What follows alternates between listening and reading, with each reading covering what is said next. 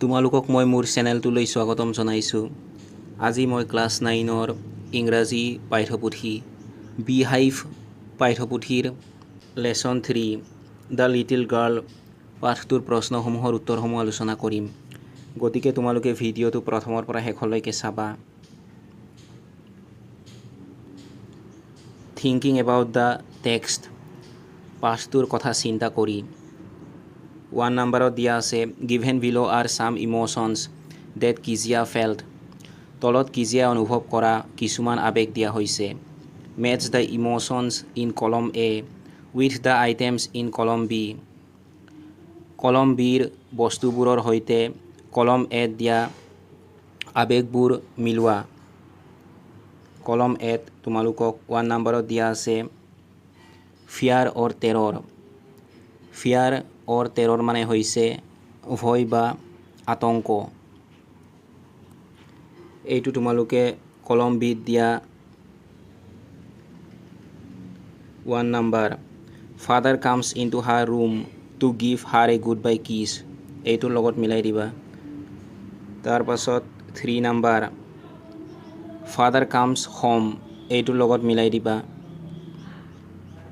তাৰ পাছত 1 নম্বৰটো আকৌ তোমালোকে 4 নম্বৰ স্পিকিং টু ফাদাৰ, এইটোৰ লগত মিলাই দিবা। তাৰ পাছত 1 নম্বৰটো আকৌ তোমালোকে 5 number going to bed when Elon at home, এইটোৰ লগত মিলাই দিবা। তাৰ পাছত কলম এ দিয়া 2 number glad sense of relief, সকাহৰ আনন্দ অনুভৱ।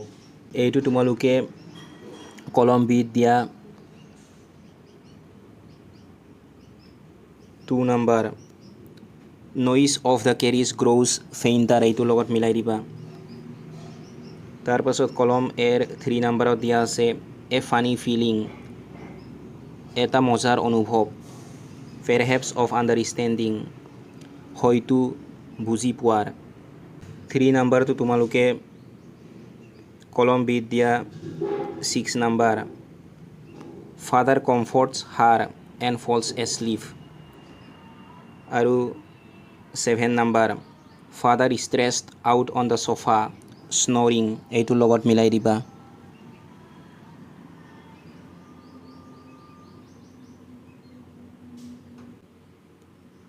তাৰ পাছত পাৰ্ট 2 দিয়া আছে answer the following questions in 1 or 2 sentences. তলত দিয়া প্ৰশ্নবোৰ এটা বা দুটা বাক্যত উত্তৰ দিয়া। 1 নম্বৰ প্ৰশ্নটো হৈছে why was Kezia afraid of her father. কিজিয়াই দেউতাকক কিয় ভয় কৰিছিল? তোমালোকে এনচাৰত লিখিবা Kezia was afraid of her father because he was very strict, loud and constantly commanded every one in the house.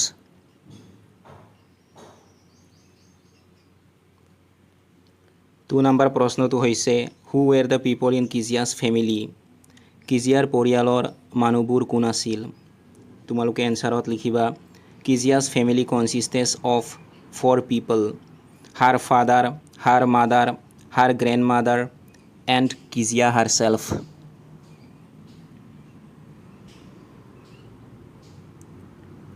Three number প্ৰশ্নটো হৈছে what was Kezia's father's routine. কিজিয়াৰ দেউতাকৰ ৰুটিন কি আছিল?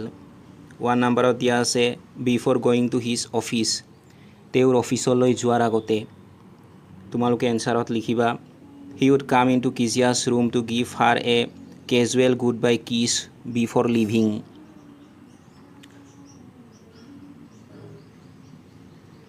তাৰপাছত 2 নম্বৰত দিয়া আছে after coming back from his office, তেওঁৰ অফিচৰ পৰা উভতি অহাৰ পিছত। তোমালোকে এনচাৰত লিখিবা he would loudly ask for his tea, the newspaper and his slippers in the drawing room. তাৰপাছত 3 নম্বৰত দিয়া আছে অন ছানডেইজ, দেওবাৰে। তোমালোকে এনচাৰত লিখিবা he would stretches out on the sofa in the drawing room with a handkerchief over his face, his feet on a cushion, sleeping soundly and স্নৰিং।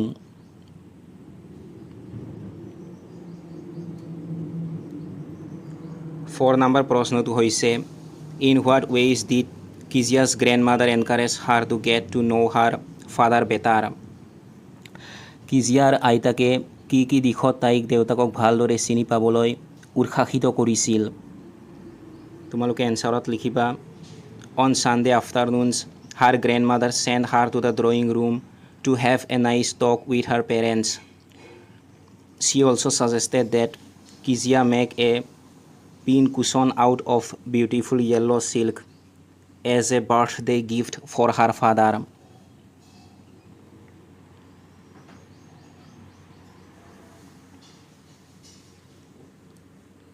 Part 3 দিয়া আছে discuss these questions in class with your teacher.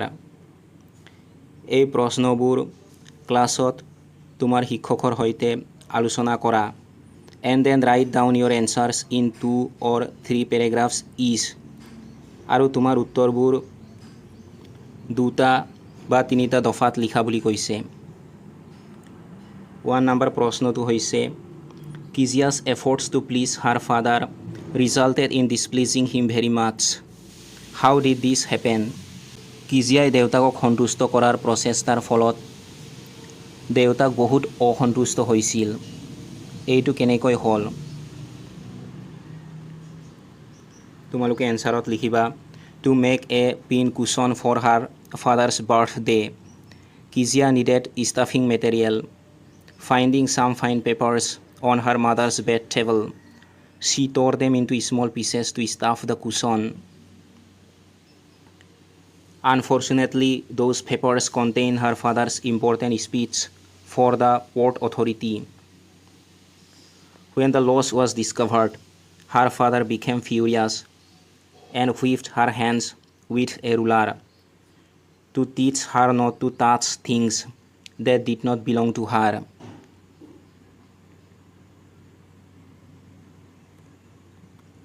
2 number প্ৰশ্নটো হৈছে Kizia decides that there are different kinds of fathers. What kind of father was Mr. MacDonald and how was he different from Kizia's father? কিজিয়াই সিদ্ধান্ত লয় যে বিভিন্ন ধৰণৰ পিতৃ আছে mister McDonald কেনেকুৱা পিতৃ আছিল আৰু কিজিয়াৰ দেউতাকৰ পৰা তেওঁ কেনেকৈ পৃথক আছিল তোমালোকে এনসাৰত লিখিবা Mr. MacDonald was a loving, playful and gentle father. Kizia watched him playing tag in the garden with his 5 children, laughing and letting them climb all over him. In contrast, Kizia's father was cold, strict and intimidating, never playing with her or showing open affection.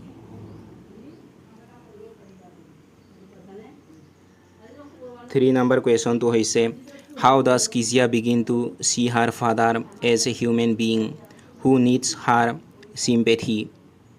Kiziai কেনেকৈ নিজৰ দেউতাকক তাইৰ সহানুভূতিৰ প্ৰয়োজন হোৱা মানুহ হিচাপে চাবলৈ আৰম্ভ কৰে তোমালোকে এনসাৰত লিখিবা When a nightmare terrifies Kizia while her mother and grandmother are away, her father carries her to his own bed to comfort her. He tucks her in and falls asleep next to her, looking tired from working hard every day. Lying beside him, Kizia realizes he does not have time to be playful like Mr. MacDonald, and her heart fills with sympathy for his hidden warmth and exhaustion. Thinking about language, ভাষাৰ বিষয়ে চিন্তা কৰি Look at the following sentence. নিম্নলিখিত বাক্যটো চোৱা There was a glad sense of relief when she heard the noise of the carriage growing fainter. Here, glad means happy about something. এই বাক্যটোত এই glad শব্দটোৱে কিবা এটাৰ বিষয়ে সুখী হোৱা বুজায় Glad, happy, pleased, delighted, thrilled and overjoyed are synonyms. এই শব্দবোৰ synonyms হয় synonyms মানে হৈছে সমাৰ্থক শব্দ একে অৰ্থ বুজোৱা শব্দ words or expressions that have the same or nearly the same meaning শব্দ বা অভিব্যক্তি যিবোৰৰ অৰ্থ একে however they express happiness in certain ways অৱশ্যে সিহঁতে নিৰ্দিষ্ট ধৰণে সুখ প্ৰকাশ কৰে read the sentences below তলত দিয়া বাক্যবোৰ পঢ়া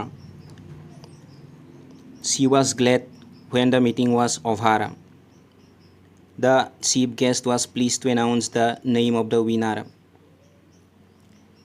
ইয়াত তোমালোকক দুটা বাক্য দিয়া হৈছে ইয়াত হ্যাপিনেছৰ সমাৰ্থক শব্দ গ্লেড আৰু প্লিজড এই দুটা শব্দ ব্যৱহাৰ কৰি বাক্য দুটা লিখা হৈছে 1 নম্বৰত দিয়া আছে use an appropriate word from the synonyms given above in the following sentences তলত দিয়া বাক্যবোৰত ওপৰত দিয়া সমাৰ্থক শব্দবোৰৰ পৰা উপযুক্ত শব্দ ব্যৱহাৰ কৰা clues are given in brackets ব্ৰেকেটৰ ভিতৰত কিছুমান ক্লু দিয়া হৈছে ক্লু মানে হৈছে ইংগিত যেনে এই খালী ঠাইবোৰ মই তোমালোকক ইতিমধ্যে পূৰ কৰি দিছো 1 নম্বৰ খালী ঠাইত তোমালোকে লিখিবা delighted 2 নম্বৰ খালী ঠাইত লিখিবা thrilled 3 নম্বৰ খালী ঠাইত লিখিবা overjoyed 4 নম্বৰ খালী ঠাইত লিখিবা pleased 5 নম্বৰ খালী ঠাইত লিখিবা তোমালোকে glad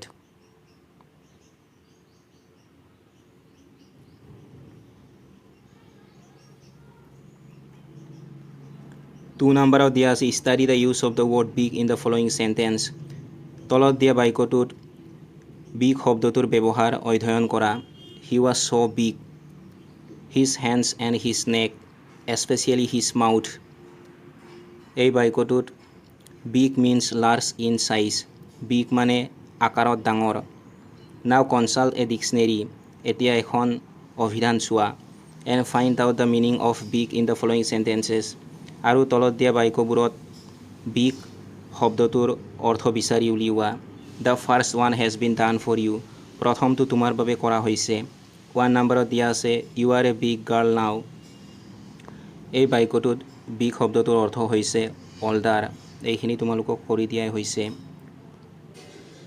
ঠিক তেনেদৰে 2 নম্বৰত দিয়া আছে today you are going to take the biggest decision of your career ইয়াত এই biggest শব্দটোৰ অৰ্থ হৈছে most important বা crucial তোমালোকে লিখি দিবা most important বা crucial ঠিক তেনেদৰে তোমালোকে 3 নম্বৰত লিখিবা ambitious বা innovative 4 নম্বৰত লিখিবা very popular বা major 5 নম্বৰত লিখিবা great বা huge 6 নম্বৰত লিখিবা heavy 7 নম্বৰত লিখিবা generous বা kind তোমালোকে এইখিনি চাই লিখি লবা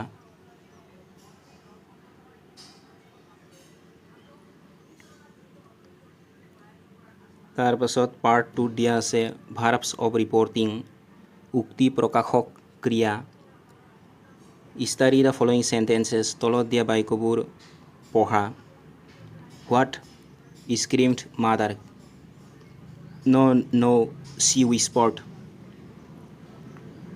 sit up he ordered the italicized words are verbs of reporting এই বাক্যবোৰত এই বেকাকৈ লিখা শব্দবোৰ এই screamed whispered ordered এইবোৰ হৈছে উক্তি প্ৰকাশক ক্ৰিয়া we quote or report what someone has said or thought by using a reporting verb কোনোবাই কি কৈছিল বা ভাবিছিল হেতু আমি এটা উক্তি প্ৰকাশক ক্ৰিয়া ব্যৱহাৰ কৰি উল্লেখ কৰো বা অৱগত কৰো বা আনক জনাও every reporting clause contains a reporting verb প্ৰতিটো উক্তি প্ৰকাশক বাক্যাংশত এটা উক্তি প্ৰকাশক ক্ৰিয়া থাকে ফৰ এক্সাম্পল উদাহৰণস্বৰূপে he promised to help in my project এই বাক্যটোত promised এই শব্দটো হৈছে reporting verb how are you doing Sima asked এই বাক্যটোত asked এই ক্ৰিয়াটো হৈছে reporting verb এইটো তোমালোকে মনত ৰাখিবা We use verbs of reporting to advise. আমি উক্তি প্ৰকাশক ক্ৰিয়া উপদেশ দিবলৈ, অৰ্ডাৰ আদেশ দিবলৈ, report statements, thoughts, intentions, questions, request, apologies, manner of speaking, and so on. উক্তি, চিন্তা, অভিপ্ৰায়, প্ৰশ্ন, অনুৰোধ, ক্ষমা, কথা কোৱাৰ ধৰণ, এইবোৰ ৰিপৰ্ট কৰিবলৈ, এইবোৰ অৱগত কৰিবলৈ আমি ৰিপৰ্টিং ভাৰ্ব ব্যৱহাৰ কৰোঁ। এইটো তোমালোকে মনত ৰাখিবা। তাৰপাছত 1 নম্বৰত দিয়া আছে underline the verbs of reporting in the following sentences. তলত দিয়া বাক্যবোৰত ভাৰ্বছ অফ ৰিপৰ্টিং আণ্ডাৰলাইন কৰা। যেনে 1 নম্বৰত দিয়া আছে he says he will enjoy the ride. এই বাক্যটোত ৰিপৰ্টিং ভাৰ্ব হৈছে ছেইজ।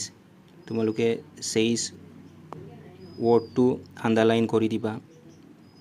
2 নম্বৰত দিয়া আছে the father mention date he was going on a holiday. এই বাক্যটোত ৰিপৰ্টিং ভাৰ্ব হৈছে মেনশ্যনড। গতিকে তোমালোকে মেনশ্যনড ভাৰ্বটো আণ্ডাৰলাইন কৰি দিবা। 3 নম্বৰত দিয়া আছে no' one told us that the shop was closed. ইয়াত ৰিপৰ্টিং ভাৰ্ব হৈছে টল্ড। এইটো আণ্ডাৰলাইন কৰি দিবা। 4 নম্বৰত দিয়া আছে he answered that the price would go' up. ইয়াত ৰিপৰ্টিং ভাৰ্ব হৈছে আনচাৰ্ড। তোমালোকে এইটো আণ্ডাৰলাইন কৰি দিবা। 5 নম্বৰত দিয়া আছে আই ৱাণ্ডাৰ্ড হোৱাই হি ৱাজ স্ক্ৰিমিং। ইয়াত ৰিপৰ্টিং ভাৰ্ব হৈছে ৱাণ্ডাৰ্ড। এইটো তোমালোকে আণ্ডাৰলাইন কৰি দিবা। 6 নম্বৰত দিয়া আছে Ben told her to wake him up. ইয়াত ৰিপৰ্টিং ভাৰ্ব হৈছে টল্ড। তোমালোকে টল্ড ভাৰ্বটো আণ্ডাৰলাইন কৰি দিবা। 7 নম্বৰত দিয়া আছে Ratan apologize for coming late to the party. ইয়াত এপলজাইজ ভাৰ্বটো তোমালোকে আণ্ডাৰলাইন কৰি দিবা। এইটো ৰিপৰ্টিং ভাৰ্ব হয়। 2 নম্বৰত দিয়া আছে some verbs of reporting are given in the box. বাকচত কিছুমান উক্তি প্ৰকাশক ক্ৰিয়া দিয়া হৈছে। Choose the appropriate verbs. উপযুক্ত ক্ৰিয়াবোৰ বাছনি কৰা। And fill in the blanks in the following sentences.